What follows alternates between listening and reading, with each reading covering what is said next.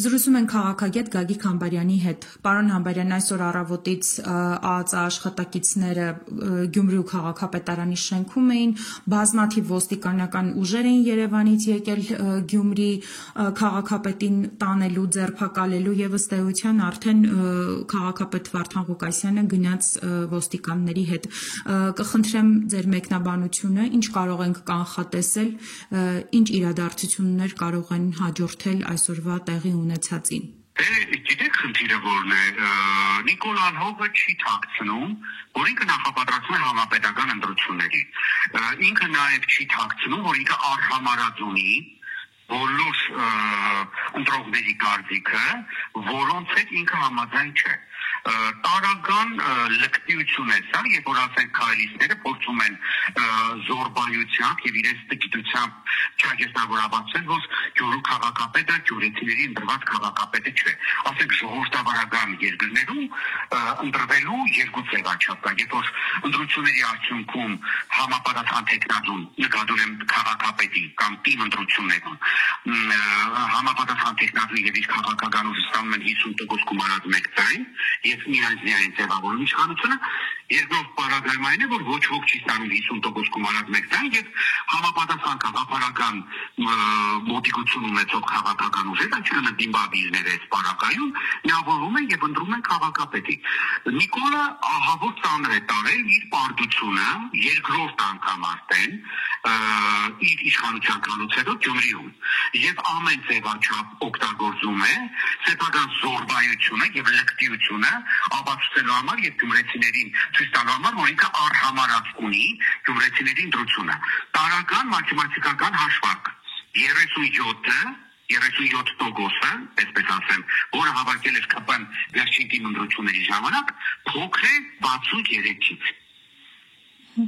Եվ Նիկոլը հիմա կոնկրետ համապետական ընտրություններից առաջ մաքրում է թիմերը ընդդիմադիրներից։ Ասենք նույն փարակարում վենդետայի անվան տակ այդ ամեն ինչը տեղ ունեցավ Գյումրիում ընդհանրապես ասենք գյումրեցիներին լրիվ դրել է հիմարի տեղ Գյումրու քաղաքապետ Վարդան Ղուկասյանին էլ դրել է ընդհանրապես անմեղսունակի տեղ լավ գոնե մի ուրիշ պատմություն հնարին էլի ասենք ոնց կարող է այս իշխանությունների ասենք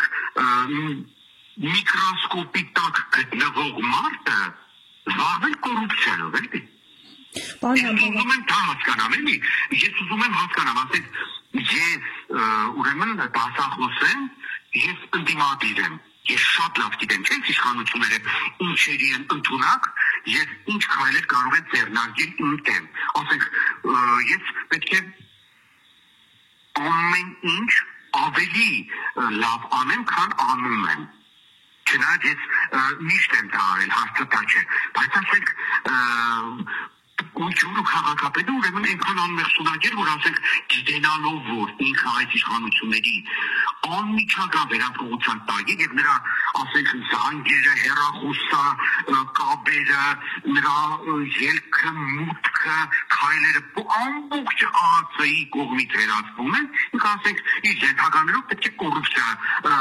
կոռուպցիա կազմակերպել եւ կոռուպցիա սխեմաներով գումարներ աշխատել, լավում են ապուշի տեղ դրել։ Դա գոնե ներկայացին, որ մի փոքր ավելի գոնե ծիծաղելի կլիներ, Վարդան Ղուկասյանին օրինակ ներկայացին որպես մարտակեր, կամ ասենք բարի տուն իմաստով, կամ ասենք հակեր, նստած իր կաբինետում, ասենք թե կրիպտոարժույթներ է բանանում, գոնե այդպիսի ապուշություն բանանային, սա ուղղակի ծիծաղել է գյումրեցիների եւ նույն Վարդան Ղուկասյանի վրա։ Եվ իրանք խելքով փորձում են մասնատաբացուցել, որ ասենք Վարդան Ղուկասյանը հանցագործ է։ Պարոն Համբարյան,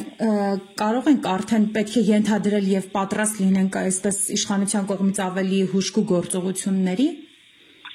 Ուրեմն իշխանությունը Հայաստանի Հանրապետությունում գտնվում է ֆաշիստ Նիկոլ Անհովի ձեռքում։ Այդ խնդիրը գիտեք որն է։ Եթե Գերմանիայում եւ Իտալիայում 20-րդ դարի սկզբների եւ կեսերին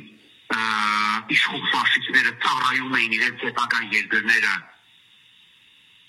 կզորացնելու ուղղությամբ, Նիկոլ Անհովը ամեն ինչ անում է, որպեսզի պահպանելով իր իշխանությունը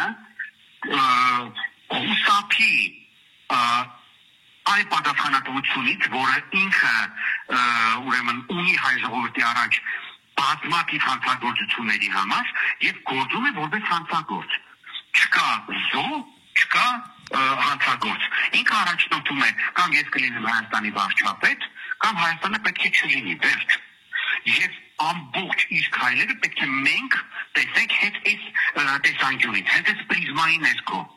Նիկոլ Անհողը բացահայտ ցույց է տալիս, որ Հայաստանում ոչ մի ընտրություն չի լինելու, կամ ինքը զավթում է իշխանությունը,